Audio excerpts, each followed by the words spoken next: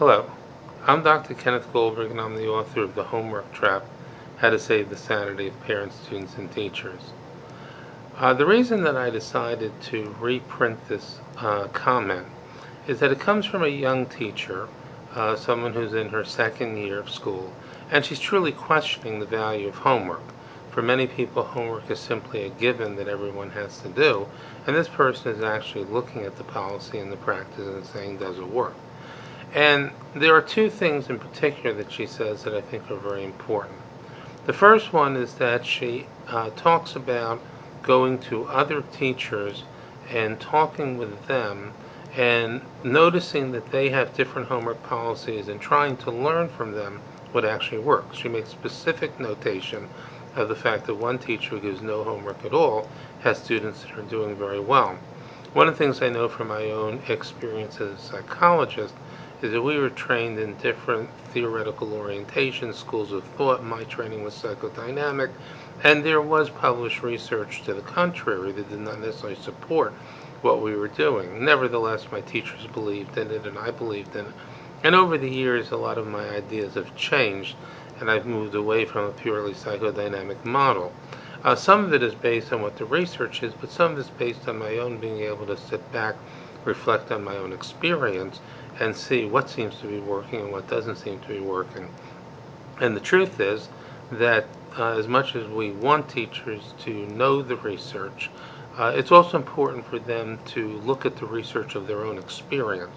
And if they find that the students are not doing the work, then it makes sense to step back and say why, as opposed to saying they should be doing the work. I mean, after all, you don't have so much discussion about why some students don't get their classwork done. Some may not, but for the most part, students are compliant in class. So when you find out that they're not doing their homework, to ask yourself why they're not doing the homework rather than assume they must. And to be open to the fact that different models work, and to do a kind of in your own experience type research. The second thing I like is she talks about 4 selections of homework. And I've heard this model before, but I haven't heard it very often. And for those of you who are familiar with my models, I believe strongly in time-bound homework assignments, homework bound by the clock. If you read my book, you'll find that although most of the discussion is with my recommendations, the bulk of my discussion is really about psychology. After all, I'm not an educator, and what I'm basically emphasizing is the fact that students, at least some students, are being harmed by homework policy. And these students need a reduction in homework, not further pressure to get it done. So I have my own recommendations, but I'm certainly open to educators recognizing the problem, recognizing the harm that's occurring by getting on kids so much to do things that they can't get done, and then coming up with their own solutions. This solution is not one that's in my book, but it's actually a good solution to give multiple homework assignments. I know one teacher who gave an easy assignment, an average assignment, and a hard assignment. And then the children were actually completely free to pick which one of the 3 they wanted to do. So that students that had difficulty with getting their homework done could actually choose the easier assignment. Students that were highly proficient could choose the harder assignment.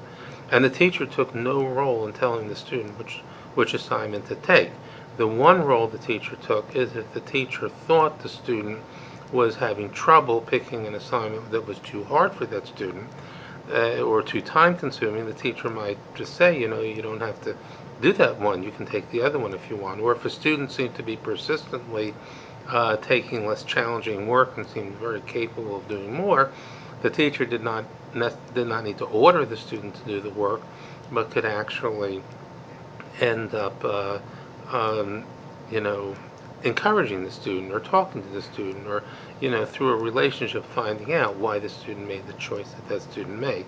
But having multiple homework options without penalty, or possibly with a small amount of extra credit for those who take the more challenging assignments, that type of model would certainly be protective of kids that are homework trapped, as long as we knew that the easier choice, that the bottom level choice, was one that could truly be done within a reasonable period of time. So those are my comments about her comments. The other thing I would also like to mention, and I actually did not ask her this when I asked her permission to reprint her comments, but I do wonder what type of training she may have had in school on homework. I know I've looked through catalogs for schools of education, and I'm yet to find a catalog that has a course, even on an elective basis, called homework. So, at least to the best of my reading, and I'm not an educator, when I look at what I see in schools of education, and when I look at the amount of articles that show up on websites like Edutopia or Education Week, and even when I look at the time that I joined the panel at the American Educational Research Association, and this huge convention had a dearth of workshops dedicated to homework. So that's the other question that I would ask for all teachers, maybe this teacher who wrote the comment, is how much training do teachers actually get in homework? If we're going to count homework as heavily as we do, it would be good to know the teachers are trained in it.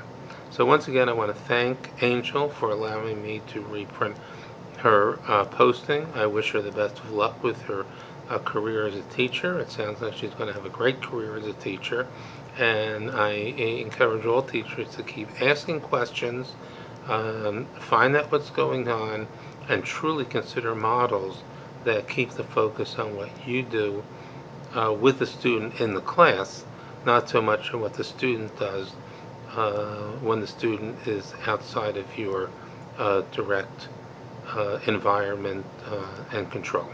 Thank you.